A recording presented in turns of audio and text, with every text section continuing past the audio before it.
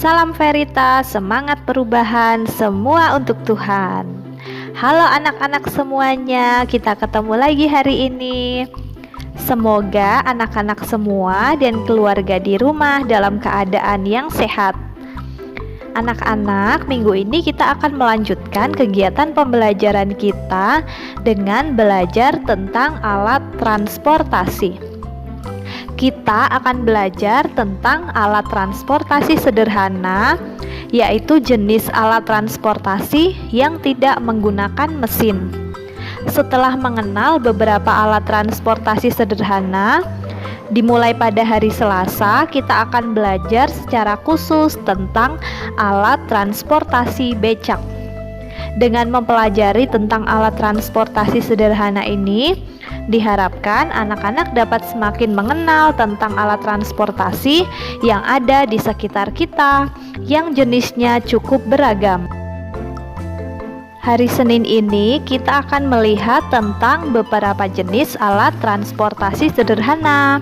Namun sebelumnya kita akan mengenal lebih dulu apa itu transportasi. Transportasi memiliki arti yaitu perpindahan manusia atau barang dari suatu tempat ke tempat lainnya. Nah, sesuai dengan arti tersebut, alat transportasi artinya sebuah alat yang digunakan untuk melakukan perpindahan manusia atau barang dari suatu tempat ke tempat lain. Alat transportasi ini terdiri dari dua jenis, yaitu alat transportasi sederhana dan modern. Pada minggu pertama pembelajaran mengenai alat transportasi ini, kita akan belajar tentang alat transportasi sederhana, yaitu alat transportasi yang tidak menggunakan mesin. Lalu, bagaimana alat transportasi itu bisa membawa orang atau barang berpindah ke tempat lain jika tidak memakai mesin ya? Alat transportasi sederhana ini menggunakan beberapa macam sumber tenaga untuk dapat bergerak. Di antaranya tenaga manusia, tenaga hewan atau binatang, dan tenaga alam. Mari kita lihat lebih lengkap dalam pembahasan di bawah ini.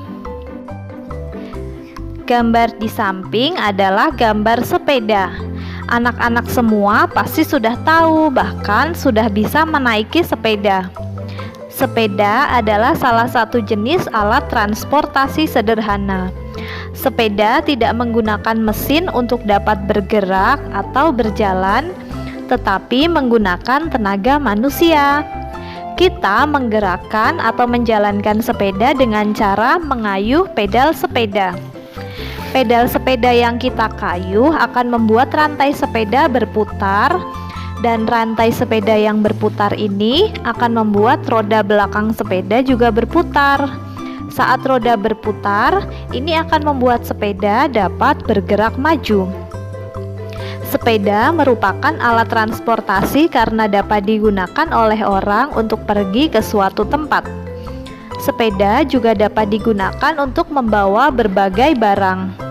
Saat pandemi COVID-19 ini, kita melihat lebih banyak orang menaiki sepeda dibandingkan dulu saat belum ada pandemi.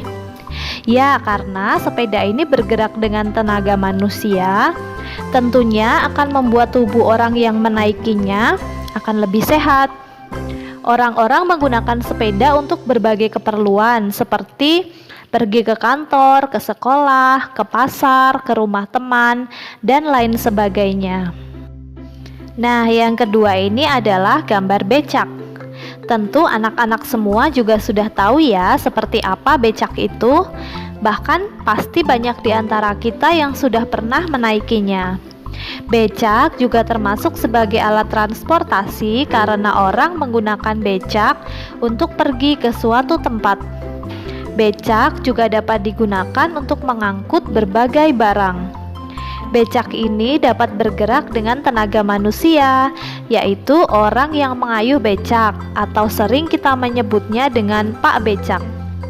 Sama seperti sepeda, saat becak dikayuh, maka rantai pada becak akan berputar, lalu akan membuat roda pada becak juga berputar, sehingga becak dapat bergerak maju. Orang menggunakan becak untuk pergi ke tempat-tempat yang letaknya tidak terlalu jauh. Banyak orang menggunakan becak sebagai alat transportasi, misalnya untuk pergi dan pulang dari pasar, karena saat itu mereka akan membawa banyak barang yang akan dijual ataupun yang baru saja dibeli dari pasar. Dengan becak ini, orang-orang yang pergi ke atau pulang dari pasar dapat membawa banyak barang. Nah, yang berikutnya adalah andong atau ada juga yang menyebutnya sebagai delman. Andong juga merupakan salah satu alat transportasi sederhana. Andong tidak menggunakan mesin untuk bergerak, tetapi menggunakan tenaga binatang atau hewan, yaitu kuda. Kuda yang berada di depan andong diikat dengan beberapa tali yang dikaitkan dengan kereta yang ada di belakangnya. Saat kuda berjalan atau berlari, kereta akan ikut tertarik sehingga dapat bergerak maju. Untuk mengendalikan kuda pada andong supaya bisa bergerak pelan, cepat, ataupun berhenti, ada seseorang yang duduk di bagian depan kereta yang ditarik oleh kuda tersebut. Sebutannya adalah Pak Kusir. Pak Kusir menggunakan cambuk dari kayu untuk memberitahu agar kuda bergerak maju.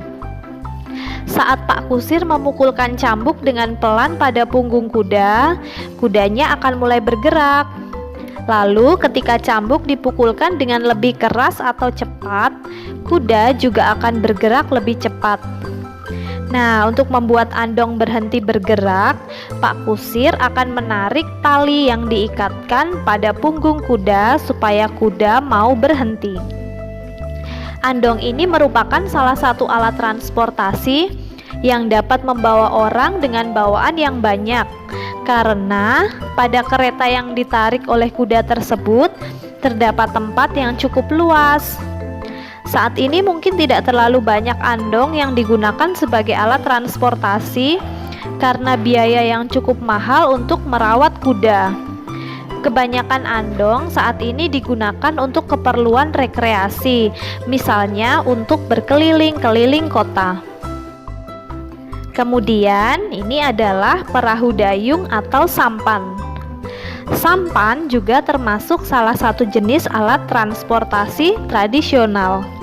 Sampan bergerak dengan menggunakan tenaga manusia, yaitu dengan 2 buah dayung pada sampan yang digerakkan oleh pengemudi sampan. Sampan adalah alat transportasi air. Sampan banyak digunakan di daerah-daerah perairan atau daerah yang terdapat banyak sungai-sungai, misalnya di daerah Kalimantan.